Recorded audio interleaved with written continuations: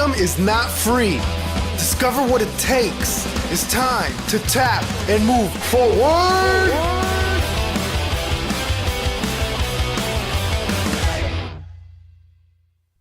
Hello and welcome to Tap and Move Forward. I'm your host, Lynn Shelley.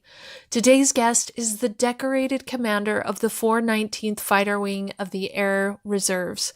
She has flown multiple aircraft, including the F-15, F-16, and F-35 in both combat and non-combat missions. She is a highly accomplished and intelligent leader. This is a leadership episode. For today's skill set challenge, Col Sabric talks about being open to options that may take you in a different direction than what you planned. Wherever you are, make it the best. This is a mindset challenge. We are often our own worst enemies. We may look at a turn in the road as taking us off our intended goal, but our attitude and our ability to make the most of a situation is what will propel you forward to something greater than you could have planned. Where in your life are you feeling frustrated? How can you turn that situation into a benefit? Don't try and force yourself into positive thinking when it isn't authentic. We all know that that does not work. Take time to figure out a way to purpose an unintended situation into something that will help you to grow. Take the challenge and tell me about what you have embraced on the Tap and Move Forward website or social media sites. Without further delay, here's the interview with Colonel Regina Sabric. Why did you join the military and how old were you? So I joined the military in 1995. I went through officer training school out of Penn State and then joined from there. I've always wanted to be a pilot and serve my country, and being in the Air Force and being a fighter pilot was the path that I thought I could do the best in. So right off the bat, you knew you wanted to be a fighter pilot. I did. That was your goal? Yes. And were there any difficulties for you attaining that? There were initially. When I came in after I graduated officer training school in 1996, there was no pilot slots available out of officer training school just because there was excess pilots. So I went through navigator school first, went through that, became a weapons system officer in the F-15E, and then got to apply for pilot training about 2.5 years later when pilot slots opened up. So it was a little detour to the pilot path. How did you like being a navigator? It was great. It was something that absolutely wasn't planned. And when it happens to you, you're not, I wanted to be a pilot, but I had to go to navigator training. But to be honest, I wouldn't trade it for the world. I had the opportunity to have my first operational squadron in Lakenheath. I got to go to war with my squadron as a lieutenant. And who knows, would that have happened if I had actually gone to pilot training first? So do you feel like you really had to position yourself or prepare yourself to get into that fighter wings or that fighter pilot slot? So as far as getting into pilot training, when you start pilot training, you go through undergraduate pilot training is how it works. And then as you go through the different phases of pilot training, you get ranked within your class. So depending on what you want to fly, obviously you want to try to do the best in your class. So when the airplanes drop, it's called, when the airplanes for your class come down, you get the first selection. So if you wanted to be a fighter pilot and that was in the drop, you get your first selection. Or if somebody wanted to be a C-130 pilot, it's the higher you were ranked in the class is how you got to pick. So did you keep yourself at the top of the class? I did. I'm assuming that was a lot of work. I did. I have done pretty well in pilot training and my flying courses, so I've had the opportunity to get to pick what I wanted to fly. Do you think there was a natural capacity for you then with it? You know what, I think some of it obviously is natural capacity. I think a lot of it is just hard work and study. A lot of these courses that we all go through in the military, you have to study hard. You have to, we call it chair flying. Before you get in a jet, you kind of sit in there in a chair like I am right now and kind of practice your left and right hand of what you would do in the air. So that's how we kind of prepare in the flying world, chair flying and a lot of studying. So I think it's a little bit of both, to be honest, but I think it's a lot of hard work to make sure you do well in kind of all the classes you enter. Are those skill sets that you developed before you joined? A little bit. I had my private pilot's license in college, and I did a lot of soaring in college as well. But other than that, kind of minimal time just for pilot training in general. I think going into navigator training and being in the backseat of an F-15E for a couple years definitely gave me an advantage to pilot training as well, because I had air sense and I had flown for the last 2 years. Yeah, that makes sense that would support you really well. I love that, because sometimes we don't realize that those detours can be really beneficial for us. Absolutely. I just did a speech for the Civil Air Patrol, and I kind of talked about them as the Jinx in my road, about how I got to the seat where I sit right now as the fighter wing commander. And I had a few that just weren't planned, and that was one of them. I went through navigator school before I went through pilot training, but I absolutely wouldn't trade it for the world. And how was it attaining that goal of becoming a fighter pilot? It was great. I mean, I flew yesterday and still probably have the same smile on my face as I do as a colonel with 23 years in, as I did as a lieutenant and a captain the other day. It's still that joyful for you? It was a great sortie. So not all sorties are the same? Some of them are a little bit more fun than others, but I mean, it's a great job. Have you deployed? I have. I've deployed a couple times. How was deployment for you? You know, I've always been a big fan of deployments. You kind of take yourself out and you immerse yourself into the deployment you're in. And the nice thing is you focus 100% on why you're there. You know, the combat ops, the deployment, all of that. The camaraderie that comes with deployments is a huge thing too. So I've always been a very big fan of deployments as far as getting to actually do the mission. We train every day for this. So when the time comes that you can raise your hand and go, that's what we're trained for, and that's what we're built for. How did you deal with the stressors that come up with deployed experience? I think a lot of people deal with it differently. I'm a very compartmentalized kind of person. I'm very type A and kind of can compartmentalize of make sure you get this part of your life in order, make sure you get that part. And you just kind of a couple times after you do it over and over, you kind of figure out a rhythm to it. But I think it's just kind of concentrating on the task at hand and then making sure the rest of your life is kind of in order when you go out the door as well. I think that's important. A lot of times when we think about deployed and all of the stressors, it's about being away, but your home life and making sure that's squared away can be a huge load off your mind. Absolutely. And that's the part that we need to make sure gets taken care of so we can do our job downrange. Yes. And not worry about what's happening at home. Yes. And that's why I think the military is great. Everybody kind of takes care of each other. When somebody goes downrange and deploys, you have a whole support system back home that kind of looks out for each other, which has been awesome to be, especially in, both active duty and the reserve. Would you consider yourself as having like a hunger to keep progressing in the military? You attained that fighter pilot position, but that wasn't the end for you. I don't know if I would say it's a hunger. I have always very much enjoyed the job I was in. So I think the best way that I look for it is make the job you're in the best job that you're ever going to have. So are there opportunities out there? Absolutely. I wouldn't say I have a hunger to do anything kind of earth-shattering beyond this. I love this job. And this is, to me, is one of the best jobs I've ever had. But I think you just immerse yourself in the job you have. You try to do the best at the mission. You try to take care of the people. You kind of try to lead as a commander from there. And just, if something else comes up next, then you move on and do the same thing in the next job. So you're saying that really it wasn't that you were looking forward, it was just that you were doing the best and enjoying the most of where you were, and that it naturally opened for you.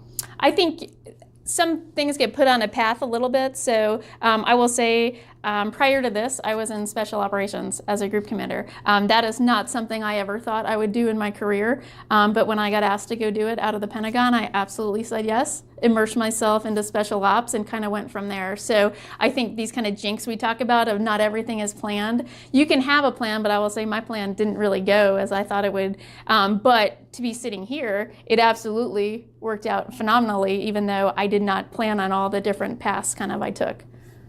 That makes sense. So you really have to be open to something new coming in. Absolutely, and I think people get afraid of that. I think we are all very much focused on, this is my comfort zone, this is kind of what I'm good at, this is what I know. And for somebody to take you outside of your comfort zone, I think develops you more as an airman and as a leader. And it definitely did for me. I think that, it develops you even as a person, and it makes your life more meaningful. Absolutely. What is your definition of failure, and how did you deal with it in your career? It's interesting you ask about this. We've had a lot of discussion on the leadership level about failure. Recently on the general officer level out at the Air Force Association last year, one of the 4-stars talked about it, that we're all very afraid to fail, and we should definitely come out of that mentality. We should let people try, and if you fail, that's okay, move on. You learn from failures, and I think we are so immersed in don't want to fail, but the best learning comes out of failures off of that. So we kind of encourage, I'm trying to encourage it here as well, of go try something new. Not everything we do is the right way to do things. So if somebody has a better idea, think outside the box, go try it. If it works, that's great. If it doesn't, we tried it, we failed, no harm, no foul, and you move on to something else. So I think that's kind of what I want to take away from a lot of this stuff. We talked about some of our processes and the way we do things, of being very stovepiped and very, this is the way we've always done things. And that's one of my pet peeve phrases of life. I hate when people say that, oh man, this is how we've always done it. If it's the best way, that's great, and that's the answer. But if it's not, go try a better way. Go try to be innovative. We've got some great young airmen who absolutely think differently than those of us that are older. So we like to kind of, capitalize on their different type of thinking and think outside the box and try some new things. Do you have any advice for maybe someone who's younger or newer ranks that has ideas that maybe aren't as well received, or how to come across with a new idea when they're on the bottom? I would definitely say try.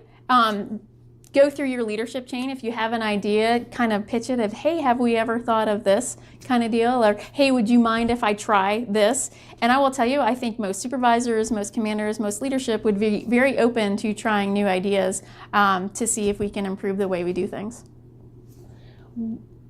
As a commander, what to you are really important tenets of leadership? What are the most important aspects to you? I think as a leader and a commander, some of the big things are you want to be credible. You need to be credible in your job and what you do. I think you need to be approachable. You need to kind of have a big picture of the wing. So we're very focused on the mission, but for us in particularly as a reserve wing, and as I know your guard, we have to understand that there's different aspects too. There's a civilian life, there's family life, there's military careers as well. So I think there's an important thing of making sure you're kind of open to new ideas as well, just kind of how I talked about as well, and then kind of go from there and kind of I don't necessarily have anything kind of solid that I would say, but I think being approachable and credible and being open to new ideas are kind of big ones for me. Are there things that you learned along the way with leadership, maybe like stories or experiences that were important to developing you as a leader?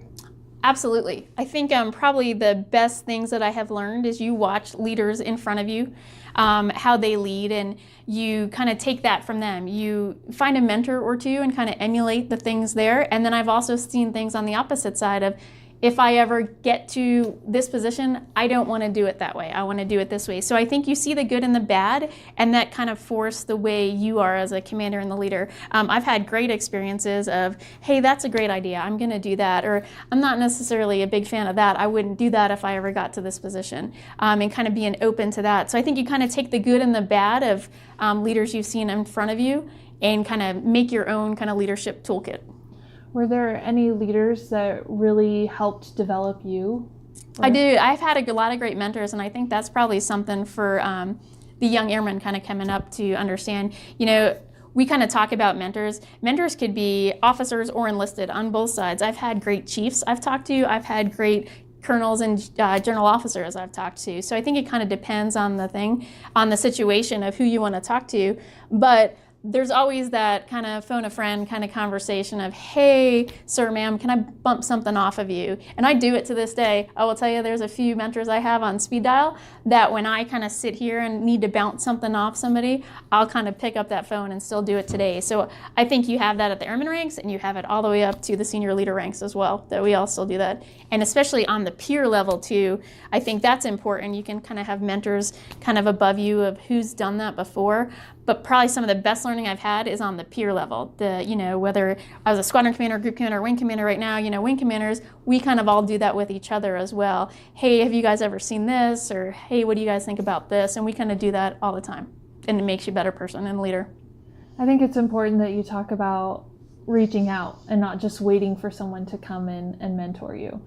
It's more of like taking a damsel in distress type perspective where you're waiting for someone to mentor you, to come rescue you, versus going out and getting what you need from those mentors. You definitely want to be proactive. If there's somebody you want to talk to and learn from, I would absolutely say go approach them, go talk to them, kind of get their feedback. Most of us love talking to young airmen. I will tell you, I would much rather talk to people all day long than, kind of do the busy work that I need to run the wing. But it's great when a young airman will say, hey man, you got a question, can I ask you about X, Y, or Z? Those are the great conversations that we all love to have to kind of build the future force. What do you consider your greatest military accomplishment? That's a tough one. Or you could go with the most meaningful. I'll be honest, I think probably the most meaningful ones have been when I've been deployed, because that is kind of what we are here for. We train for the mission, like I talked about previously. I don't know if there's one thing that sticks out, but I do say when you're downrange doing the mission, fighting for a cause, that to me is the biggest piece of what we do in the military.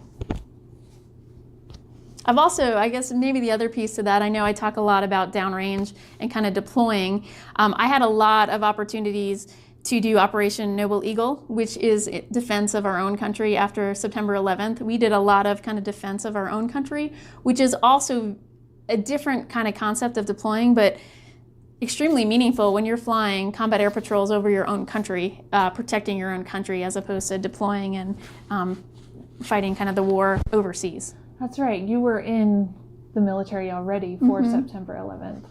How was that? It's very interesting. So I was flying when 9/11 happened at a base, and we kind of got recalled. And from there, we very much focused on the defense of the country because it was a different concept. Our country had never been attacked like that before. So I think that set in motion a very different concept for the military. And a lot of us that have had the opportunity to do Operation Noble Eagle, which is that it's a very rewarding experience to be over your own country protecting, the United States. I would imagine it's rewarding as well, just because there was such a strong drive from the public to want to support the military and to be a part of it. But if you're already in it and trained, you're called up to do what you've been training to do and protect the country. Mm-hmm. And I think the country, from what I've seen, very supportive of the military, which has always been great. It's very nice when, people thank you for your service and what you do. It speaks a lot to those of us in uniform, and it's very appreciated. How do you respond when people thank you for your service? It's very humbling. I usually just say thank you and smile. And, we have a conversation a little bit here and there. But, to us, that, it's our job and our mission and what we do. But it's very nice for somebody to come up and thank you. But it's usually a thank you very much. And, we kind of talk a little bit. Have there been any books that have been influential to your career? I try to kind of do the standard reading list, the chief of staff, and whenever we're in professional military education courses, we kind of always get the books here and there to read, which have all been, there's some great ones. I'll be honest, I am horrible at taking the time to read a book. I feel like I juggle a lot, and being able to sit down and read for me, I don't get as much time as I would like. So, but I have done, there's a lot of great standard leadership books that I've kind of been able to read throughout my career, which has done really great things when you see people who have gone on and, been 3 and 4 stars and have kind of held these great positions and then come back and write leadership books. It's very helpful, and it's very great to read of, hey, that was a great idea. That was a great leadership technique. Maybe I could try that. Is there something else that you prefer to do to develop yourself as a leader? I like to kind of immerse myself in different things. We have a lot of great opportunities to go on kind of volunteer deployments and, short education classes here and there. So going to some of those classes, learning about different components, learning about the joint world, learning about NATO, learning about a few of those things, I think kind of help us develop as leaders, especially with all the fights kind of being in the joint fight across the components. Going to the kind of different schools that we have the opportunities to has been very much eye-opening and helpful as a commander. So your education base inside of the military. Mm-hmm. Are there skills or behaviors that you've learned in the military that have really served you well? I think so. I think probably most of them kind of develop as you go. I think being focused, being driven, wanting to succeed, kind of trying to do your best at whatever it is you're doing, I think those all roll into being a good member. I think being open to different opinions. I know we talk a lot about diversity right now, being open to different opinions from different people, and getting kind of different perspectives has been absolutely helpful of kind of a way forward as well and kind of growing. If you could give the new enlistees one skill set or superpower to help them in their careers and the future of the military, what would it be? A superpower. Or a skill set. Magically endow them. Magically endow. I don't know if it's a skill set or it's just a kind of piece of advice of, do the best you can do in whatever task or job you're given. So while it may not be your first choice kind of deal, or it may be, go do this additional duty, be the best additional duty person you've ever been kind of deal. So I think that's what I've seen the most, and kind of that's what I've grown up with. Whatever task you're given, go do your best at it. Be done with that, move on to the next one. If it's something you love, absolutely. If it's something you don't love, still go be the best at it. Kind of make it fun, make everybody want to go do it. But, be that person who's positive and, wants to go do their best in whatever task they do, whether it's the little one or the big one that's going to, affect the mission. I think that would be a really powerful skill set, actually. If all the that would be great. Ranks, right? I would like the whole wing to have that skill set. That would be amazing. Have you found that there's been any challenges or hurdles for you specifically as a woman going through becoming a fighter pilot and becoming a commander? I have not at all, actually. So fighter pilots were opened up a few years before, females into the fighter pilot career field was opened up a couple years before I got into it. So that kind of path was paved the way a little bit for me as well. So there was never any closed doors or you can't do this or kind of glass ceilings that we talk about for me. While there hasn't been a lot, maybe there'd be one or two females in each squadron, there was never any thing that said, I can't do this or you're not allowed to. So for me, absolutely not, which has been great. It's great to see that, it's all gone. You see it across the military spectrums of all the career fields that are opening up to women. So if you want to go do something, you can go do it. It's just, you do your best and you try. Do you find that type of mentality has always been inherent in your nature? Like as a kid growing up, you just always felt or believed that? Yes, you probably asked my brother, he would say the same thing. Yes, I've always been at an older brother. So if he did something, I assumed I could do it too. So it has been very much ingrained in me. I grew up playing sports a lot as well. And it's kind of, I've never felt that I couldn't do something. If I wanted to go try something, my parents were very supportive. So it is, I would absolutely agree that it's been something that I've kind of always had. That's amazing. I think that's amazing. I'm just curious. Where did you grow up? In Pennsylvania. You said your parents were really supportive of Absolutely. you just doing anything. Yeah. I mean, we grew up, if we wanted to try something, that was okay. If we didn't, that was okay. And we did kind of, my brother was a year older. And I grew up kind of with a lot of service in my family too. My brother's FBI. My dad was a New York City cop. My mom was a nurse. So a lot of that was kind of ingrained in me too. So I think that coupled with, hey, you can go do whatever you want as long as, you go try and put your best foot forward. Do you think there were ways that they helped train you to always be doing your best? I think being supportive and kind of being open and, just kind of having a good support structure and, always be encouraging. I kind of do that with my son right now of, hey, you can go try whatever you want and, whatever you want to be or try. And I think encouragement is, I think, kind of back to the question a few minutes ago of, it's okay if you fail, go try something. Or if it's okay you try something that's not for you, go try something else. Is that the advice you would give to somebody if you did have a new airman that was feeling very shy or timid or scared of really branching out? I think with that, that's kind of where I think we as leaders and supervisors, that's our job now, is to kind of link them up with a mentor or link them up with somebody who's been in their shoes, who can kind of develop them and bring them along. We have great chiefs here and commanders, everybody's a leader, whether you hold the position or not. I think to me, that's where, hey, I know this airman and I think your personality might be great for you to go talk. And you kind of link those people up, and that's how I think we do a good job of developing airmen, of kind of getting to know your airmen, knowing their personalities and knowing what's the right tool to kind of pull them to where they need to be. If you could go back to the beginning of you enlisting, is there any advice you would give yourself? So when I went into officer training school out of college, you know what, I think kind of the same theme I've been talking about of, I've always been open to things, but, kind of soaking in and experiencing everything you've kind of experienced.